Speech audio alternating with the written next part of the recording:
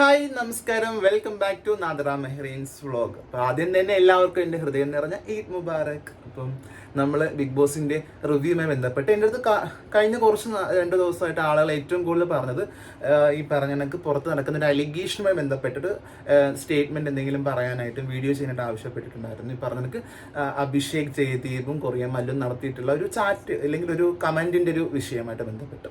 അപ്പം അതിൽ ഇത്രയും സമയം അത് നടത്താതിരുന്നതിന് പ്രധാന കാര്യം അത് എത്രത്തോളം സത്യാവസ്ഥയുണ്ട് എന്ന് മനസ്സിലാക്കിയിട്ട് ഈ വിഷയത്തിൽ സംസാരിക്കാമെന്ന് കരുതിയിട്ടാണ്. അപ്പം അതിൽ കുറച്ച് കാര്യങ്ങൾ മനസ്സിലാക്കുന്നു, അതുമായി ബന്ധപ്പെട്ടിട്ടാണ് വീഡിയോ ചെയ്യുന്നത്. അപ്പം ആദ്യം തന്നെ പറയാനുള്ളത്, കൊറിയൻ മല്ലുവിന് അത്തരത്തിലൊരു കമൻറ്റ് നടത്തിയിട്ടുണ്ടെങ്കിൽ അല്ലെങ്കിൽ അഭിഷേക് അങ്ങനെ നടത്തിയിട്ടുണ്ടെങ്കിൽ അതിനെ തീർത്തും വിയോജിപ്പ് പ്രകടിപ്പിക്കുന്നു. കാരണം അങ്ങനെ ഒരു തരത്തിലും പറയാൻ പാടില്ല, പ്രത്യേകിച്ച് തൻ്റെ കുട്ടിയുമായി ചേർത്ത് വെച്ചിട്ടൊരു വിഷയം പറയാൻ പാടില്ല. അതിനെ അങ്ങേറ്റം സങ്കടത്തോടു കൂടിയും ഈ പ്രതിഷേധത്തോടു കൂടി തന്നെ വിഷയത്തെ കാണുന്നു. അങ്ങനെ പറഞ്ഞതിനോട് മോശമായി തന്നെ കാണുന്നു. പക്ഷേ നമ്മൾ അങ്ങനെ പറയുമ്പോഴും നമുക്ക് എത്രത്തോളം ഈ വിഷയത്തിൽ സത്യാവസ്ഥയുണ്ട് എന്നുള്ളത് നമുക്ക് ആദ്യം നോക്കേണ്ടിയിരിക്കുന്നു. ആദ്യത്തെ ഒന്നാമത്തെ കാര്യം എന്നുള്ളത്, കൊറിയൻ മല്ലു കൃത്യമായി തന്നെ ഈ വിഷയവുമായി ബന്ധപ്പെട്ട് പരാതി കൊടുക്കണം എന്നുള്ളതാണ്. എനിക്ക് ഭയങ്കര സങ്കടത്തോടൊരു കാര്യം പറയട്ടെ, ഇത് കൊറിയൻ മല്ലു ഒരു പരാതി കൊടുക്കുന്നുമില്ല, ഇത് ഞങ്ങളോട് ആഘോഷിക്കാനും ആവശ്യപ്പെടുന്ന രീതിയിലുള്ളൊരു സ്റ്റേറ്റ്മെൻ്റാണ് എനിക്ക് പലപ്പോഴും തോന്നി. കാരണം സ്വന്തം അച്ഛനില്ലാത്ത കേട് നമുക്കെന്തിനാ എന്നെനിക്ക് പലപ്പോഴും തോന്നിയായിരുന്നു. കാരണം പുള്ളി സോഷ്യൽ മീഡിയയിൽ കൂടി കാണിച്ചിരുന്ന ആ പ്രഹസനത്തിൻ്റെ 10-1 വ്യക്തിപരമായ ജീവിതത്തിൽ ആ കുട്ടിയോട് നീതി കാണിച്ചിരുന്നെങ്കിൽ, ഒരു കേസ് കൊടുത്തിരുന്നെങ്കിൽ അതിനെ കൂടെ നിന്ന് ഞങ്ങൾ എല്ലാവരും സപ്പോർട്ട് ചെയ്യുമായിരുന്നു. ഈ പറഞ്ഞ കണക്ക് അഭിഷേകിന്റെ നിലവാരമില്ലാത്ത ഈ ചോദ്യത്തെ പോലും നമ്മളെല്ലാവരും ചോദ്യം ചെയ്യപ്പെടുകയും ചെയ്യുമായിരുന്നു. പക്ഷേ പുള്ളി നിയമപരമായിട്ട് പോകാതെ സോഷ്യൽ മീഡിയയിൽ നിങ്ങളിതാ എൻ്റെ കുട്ടിയുടെയും എൻ്റെയും വെച്ചുള്ള കമൻറ്റ് ആഘോഷിക്കൂ എന്ന് പറഞ്ഞ് ഇട്ടുകൊടുക്കുന്നതിൻ്റെ പൊരുൾ എന്താണെന്ന് എനിക്കിപ്പോഴും മനസ്സിലായിട്ടില്ല. ഞാൻ നേരത്തെ പറഞ്ഞ കണക്ക് കമൻറ്റിലെ ബാഡ് ലാംഗ്വേജ് ഭയങ്കരമായിട്ട് തന്നെ എതിർക്കുന്നു, അത്തരം ആശയങ്ങളോട് ഒരു തരത്തിലും യോജിക്കുന്നില്ല. പക്ഷേ അത് നിയമപരമായിട്ട് പോകേണ്ട വിഷയത്തെ പുള്ളി ഒരു തരത്തിൽ നിയമപരമായിട്ട് പോകാതെ ഈ സോഷ്യൽ മീഡിയ നടത്തുന്ന പ്രഹസനത്തിനോടും വിയോജിപ്പ് കാണിക്കുന്നു എന്നുള്ളതാണ്. പിന്നെ പലർക്കും ഉണ്ടായ ചില സംശയങ്ങൾ എനിക്കും ഉണ്ടായിട്ടുണ്ട്. അതിൽ ഒന്നാമത്തെ സംശയം എന്നുള്ളത്, അഭിഷേക് ജയദീപിന്റെ ഇപ്പോഴത്തെ നിലവിലത്തെ അക്കൗണ്ട് വെരിഫൈഡ് അല്ല, ഈ പറഞ്ഞ സ്ക്രീൻഷോട്ട് കാണിക്കുന്ന അക്കൗണ്ട് ഞാൻ ഇവിടെ കൊടുത്തേക്കാം, അതിൽ വെരിഫൈഡ് അക്കൗണ്ട് ആണെന്നുള്ളതാണ്. അപ്പം നിങ്ങൾ എല്ലാവരും സ്വാഭാവികമായിട്ടും ചോദിക്കും, 750 രൂപ കൊടുത്താൽ വെരിഫിക്കേഷൻ കിട്ടും, അപ്പം വെരിഫിക്കേഷൻ കാലാവധി കഴിയുമ്പോൾ ആ ബ്ലൂ ടിക്ക് പോകില്ലേ? എനിക്ക് ആ സംശയം ഉണ്ടായിരുന്നു. നമുക്ക് അതും പരിശോധിക്കേണ്ടിയിരിക്കുന്നു. അപ്പം അതൊരു സംശയമായിട്ട് പലപ്പോഴും പലരും ചോദിച്ചിരുന്നു. എനിക്ക് ആ സംശയം ഉണ്ടെന്നുള്ളതാണ്. രണ്ടാമത്, 14 ആഴ്ചകൾക്ക് മുൻപ് നടത്തിയ ഒരു കമൻറ്റിന് 3 മിനിറ്റ് മുമ്പുള്ള റിപ്ലൈ ആണ് നമ്മൾ കാണുന്നത്. അതിനകത്ത് മറ്റെന്തെങ്കിലും റിപ്ലൈ വന്നോ അല്ലെങ്കിൽ മറ്റു തരത്തിൽ സംസാരം ഉണ്ടായോ എന്നുള്ളത് നമുക്കറിയില്ല. എത്തരത്തിലാണ് ഈ ചാറ്റിലേക്ക് ഇവിടെ എത്തി എന്നുള്ളത് ഒരു തരത്തിലുമുള്ള ഹിന്റ് നമുക്കില്ല. പലരും ഈ ചാനലിന്റെ പിറകെ ഭയങ്കരമായിട്ട്, ഞങ്ങൾ അടക്കമുള്ള ആളുകളൊക്കെ തന്നെ കുറേ ദിവസങ്ങളായിട്ട് ഇതിന്റെ പിറകിൽ ഇത് എവിടെ നിന്നാണ് ഉത്ഭവിച്ചതെന്നുള്ളതൊക്കെ തിരക്കിയൊക്കെ പോയിട്ടുണ്ട്. പക്ഷെ നമുക്ക് കാണാൻ സാധിക്കില്ല ഇത് എവിടത്തെ ഏത് വീഡിയോയുടെ ഏത് പോസ്റ്റിനെ താഴ്ത്തുന്ന കമന്റാന്നുള്ളത് ഞങ്ങൾക്ക് ആർക്കും അറിയില്ല, ഞങ്ങൾക്ക് കണ്ടെത്താൻ സാധിച്ചിട്ടില്ല. അപ്പോൾ ഇത് മാനിപ്പുലേറ്റഡ് ആണോ എന്നുള്ള സംശയം പോലും നമുക്ക് പലപ്പോഴുണ്ട്. കാരണം ഈ പറഞ്ഞക്ക് വാദിക്കുന്ന ആൾ പോലും ഒരിടത്തും ഇത് എവിടെ നിന്നുണ്ടായി എന്നുള്ളത് കാണിച്ചിട്ടില്ല എന്നുള്ളതാണ്. ഇനിയിപ്പം നമുക്കറിയാലോ, നമ്മൾ ഇടുന്ന കമന്റുകൾ നമുക്ക് എല്ലാവർക്കും ഡിലീറ്റ് ചെയ്യാൻ പറ്റും. അപ്പം അത്തരത്തിലൊരു ഡിലീറ്റിംഗ് നടന്നിട്ടുണ്ടോ എന്നുള്ളത് പോലും സംശയിക്കേണ്ടിയിരിക്കുന്നു. കാരണം ഒരു ലവിൻ്റെ, ഒരു ഫേഷ്യൽ ലവിൻ്റെ ഒരു സ്റ്റിക്കർ ഇട്ടതിന് താഴത്ത് ഇത്തരത്തിലൊരു ഭയങ്കരമായിട്ടൊരു അതിക്രമം നടത്തുന്ന കമന്റ് ഇടുന്നുണ്ടെങ്കിൽ അതിന് മുൻപ് ഇവർ എത്തരത്തിൽ സംസാരിച്ചിട്ടുണ്ടോ എന്നുള്ളത് ഇനി നമ്മൾ അറിയണമെങ്കിൽ ഒന്നുകിൽ അഭിഷേക് തിരിച്ചിവിടെ റിയാലിറ്റി ഷോ കഴിഞ്ഞ് എത്തണം, അഭിഷേക് എന്നതിന്റെ വിഷയത്തിൽ സംസാരിക്കേണ്ടിയിരിക്കുന്നു. ഇല്ലെങ്കിൽ കൊറിയൻ മല്ലു കൃത്യമായ തെളിവോടുകൂടി തന്നെ നമ്മുടെ മുന്നിലേക്ക് എത്തേണ്ടിയിരിക്കുന്നു. അപ്പം രണ്ടുപേരും, ഒരാൾ അവിടെ ഇരിക്കുന്നു, മറ്റൊരാൾ ചെറിയ ചെറിയ ഹിന്റ് തന്നിട്ട് ഇതാ നിങ്ങൾ ആഘോഷിക്കൂ എന്ന് പറയുമ്പോഴത്തേക്കും അതിനോട് എനിക്ക് തീർത്തും യോജിപ്പില്ല. കൃത്യമായ വിഷയങ്ങൾ സംസാരിക്കുവാണെങ്കിൽ, കൃത്യമായി പറയുകയാണെങ്കിൽ ഉറപ്പായിട്ടും കൂടെ നിൽക്കാൻ ഞങ്ങളും ഒപ്പമുണ്ട് എന്നുള്ളത് തന്നെയാണ്. അപ്പം എന്തായാലും എനിക്ക് അങ്ങനെ ഒരു സംശയമുണ്ട്. കാരണം വെറും ഒരു സ്റ്റിക്കറിന്റെ അടിയിൽ ഇത്തരം ഒരു കമന്റ് ഇട്ടതിന്റെ പ്രേരണ എത്രത്തോളമാണെന്ന് ആർക്കും അറിയില്ല.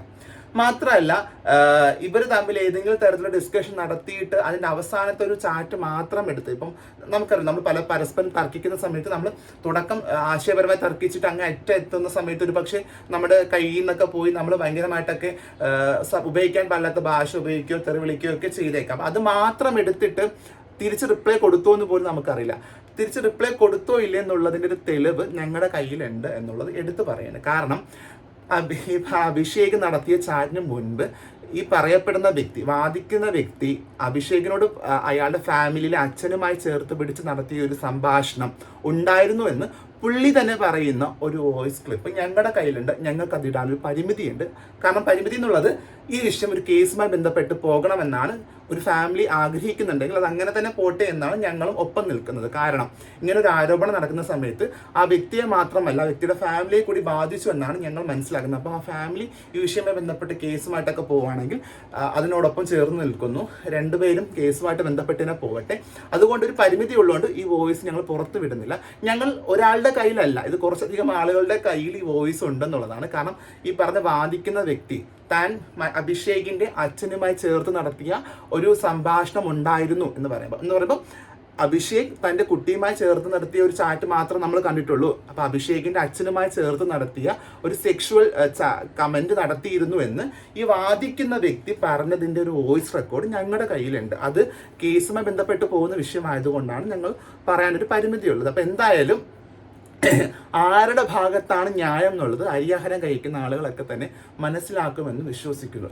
ഞാൻ നേരത്തെ പറഞ്ഞതുപോലെ ഇത്തരത്തിൽ കുട്ടിയുമായിട്ട് സ്വന്തം മകനെ ചേർത്ത് പിടിച്ച് ഒരു കമന്റ് നടത്തിയിട്ടുണ്ടെങ്കിൽ കൃത്യമായി തന്നെ ലീഗലി പോകണം, അതിനോടൊപ്പം തന്നെ നിൽക്കുന്നു. പക്ഷെ അതിൽ എത്രത്തോളം സത്യാവസ്ഥ ഉണ്ട് എന്നുള്ളത് മനസ്സിലാക്കണം, ആരുടെ ഭാഗത്ത് ന്യായമുണ്ടെന്നുള്ളത് മനസ്സിലാക്കണം. കാരണം ഇതിൽ എനിക്ക് തോന്നുന്നൊരു കാര്യം എന്നുള്ളത് രണ്ട് ഭാഗത്തും വീഴ്ച പറ്റിയിട്ടുണ്ട് എന്നുള്ളത് തന്നെ മനസ്സിലാക്കുന്നത്. ഒരാൾ അച്ഛനെ ചേർത്ത് പറഞ്ഞു, ഒരാൾ കുട്ടിയെ ചേർത്ത് പറഞ്ഞു. ഇത് രണ്ടും നമുക്ക് ഒരു തരത്തിലും സപ്പോർട്ട് ചെയ്യാനും പറ്റത്തില്ല, ഒരു തരത്തിലും പ്രോത്സാഹിപ്പിക്കാനും പറ്റില്ല, മോശമായ കാര്യമാണ്. പക്ഷേ ഒരാളുടെ ഭാഗം മാത്രം സാമൂഹ്യ മാധ്യമങ്ങളിലൂടെ കാണുമ്പോഴത്തേക്കും അതിന് അങ്ങേയറ്റം ഖേദമുണ്ട്. കാരണം അകത്തിരിക്കുന്ന ഒരാൾക്കെതിരെ നമുക്ക് എന്ത് ആരോപണം നടത്താം എന്നുള്ളതാണ്. അപ്പം അങ്ങനെ ഒരു ആരോപണമാണ്, അയാളുടെ ഭാഗം സംസാരിക്കാൻ ഒരു പക്ഷെ പുറത്താരും ഇല്ലായിരിക്കാം.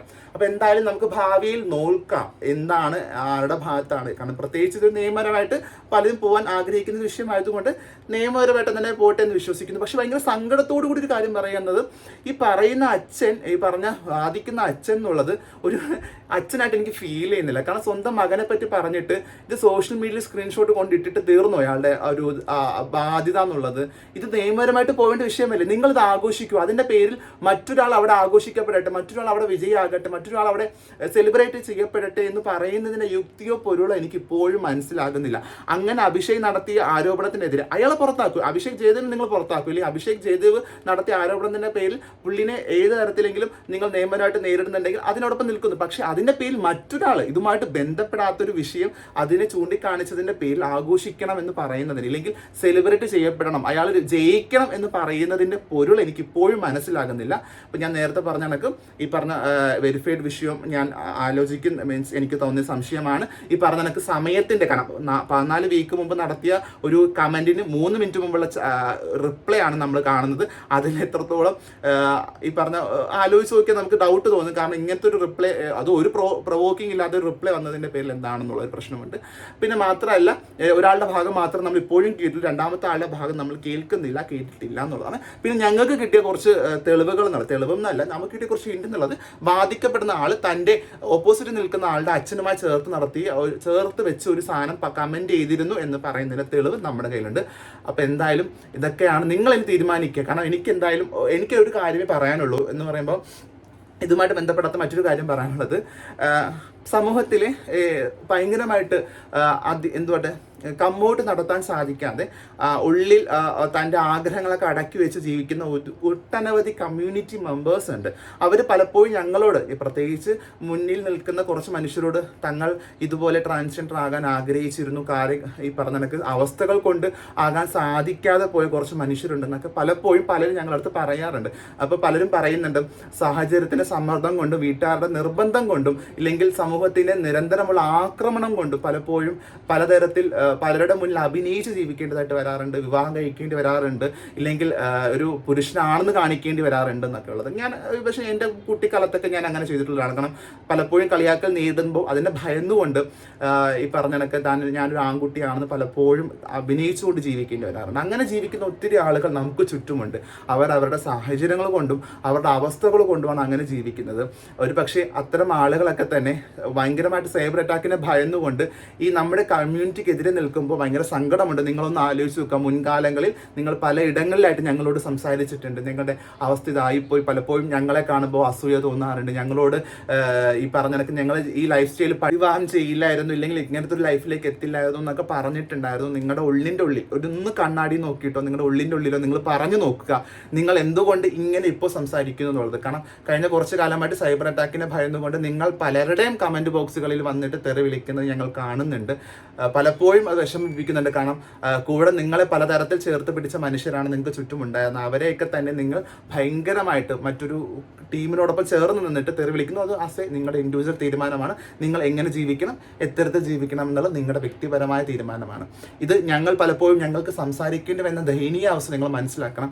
ഞാൻ അനുഭവിച്ചു വന്ന വഴിയിലൂടെ ഇനി ഒരു ട്രാൻസ് വ്യക്തികൾ അനുഭവിക്കരുത് എന്നുള്ളൊരു വാശിയും ആഗ്രഹം ഉള്ളത് കൊണ്ടാണ് പലപ്പോഴും ഞങ്ങൾ ഇത്തരം വിഷയങ്ങളിൽ സംസാരിക്കുന്നത്. കാരണം ഞങ്ങൾക്കിത് മിണ്ടാണ്ടിരിക്കാമായിരുന്നു, ഞങ്ങൾക്കൊരു പ്രിവിലേജ് കിട്ടി, ഞങ്ങൾക്ക് ഇനി ഇത് സംസാരിക്കേണ്ട അല്ലെങ്കിൽ നമ്മൾ ഇത്തരം വിഷയം ഇടപെടേണ്ട എന്ന് കരുതി നമുക്കൊരു മൂലയിൽ മാറിയിരിക്കാമായിരുന്നു. പക്ഷെ ഞങ്ങൾ ഇരിക്കാത്തതിന് പ്രധാന കാര്യം ഞാൻ അനുഭവിച്ചുന്ന വഴിയിലൂടെയോ ഞാൻ കടന്നു വന്ന അവസ്ഥയിലൂടെയോ ഇനി ഒരാളും വരരുത്.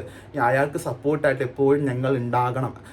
ഒരു മാനസിക സപ്പോർട്ട് തന്നെയാണ്. ഇത് കിട്ടാതെ വന്ന ഒരു അവസ്ഥ എനിക്ക് അനുഭവിച്ചിട്ടുള്ള ഒരാളാണ്. അതുകൊണ്ട് ഇനി വരുന്ന ഒരാളും ഇത്തരത്തിൽ കടന്നു വരല്ലേ എന്ന് ആഗ്രഹിക്കുകയും പ്രാർത്ഥിക്കുകയൊക്കെ ചെയ്യുന്നത് കൊണ്ടാണ് ഞങ്ങൾക്ക് നിരന്തരം ഇത്തരം വിഷയങ്ങളെ ബന്ധപ്പെട്ട് സംസാരിക്കേണ്ടി വരുന്നത്. ഞങ്ങൾക്ക് വോയിസ് ഞങ്ങൾ മാത്രമേ ഉള്ളൂ. ഞങ്ങൾക്ക് കാരണം 2 ദിവസമായിട്ട് നമുക്ക് മനസ്സിലാക്കാൻ പറ്റിയിട്ടുണ്ട്. എങ്കിൽ പോലും ഈ ശബ്ദം ഒരിക്കലും അവസാനിക്കില്ല. ഇനി മരിക്കുന്നവരെയും ഞങ്ങൾ ഈ ശബ്ദത്തിൽ തന്നെ ഉറക്കി സംസാരിച്ചുകൊണ്ടിരിക്കും. അപ്പം വീഡിയോ കാണുന്നവരെ ആദ്യമായിട്ട് കാണുന്നതാണെങ്കിൽ ലൈക്ക് ചെയ്യുക, ഷെയർ ചെയ്യുക, സബ്സ്ക്രൈബ് ചെയ്യുക.